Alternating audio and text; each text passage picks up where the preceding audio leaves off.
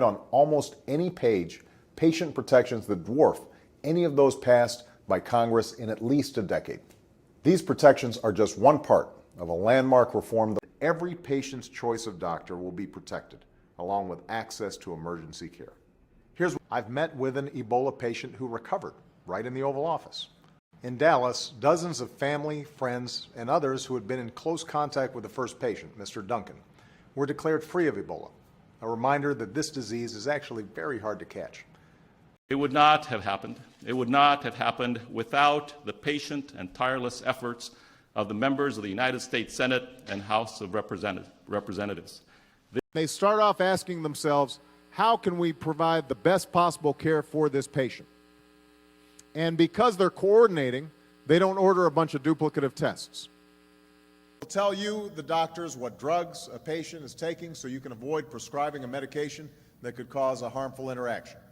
In the past 2 weeks, the committee in the Senate, led by Senator Kennedy and Senator Dodd, have made tremendous progress on a plan to hold down costs, improve patient care, and ensure that you won't lose your coverage, even if you lose your job, or if you change your job, or if you've got a pre-existing medical condition.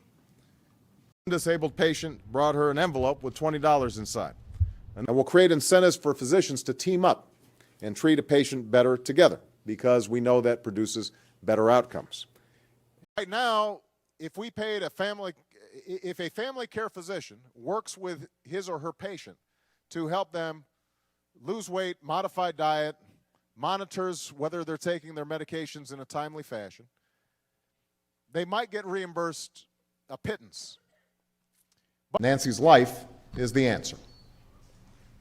While an intern at Miami's Jackson Memorial, Dr. Pedro Jose Greer came across a patient in a coma without a known name or address, a homeless man found by firefighters suffering from tuberculosis.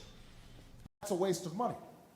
And if we can incentivize the provider to say, do one test and then email the results to everybody who might be providing treatment or the patient might be referred to, that right there saves a lot of money. So what we want to do is things overnight, but we can honestly need hospitals and healthcare providers to continue preparing for an increased patient load and to take steps to protect healthcare workers. So I'm proposing that we move forward on a range of ideas about how to put patient safety first and let doctors focus on practicing medicine.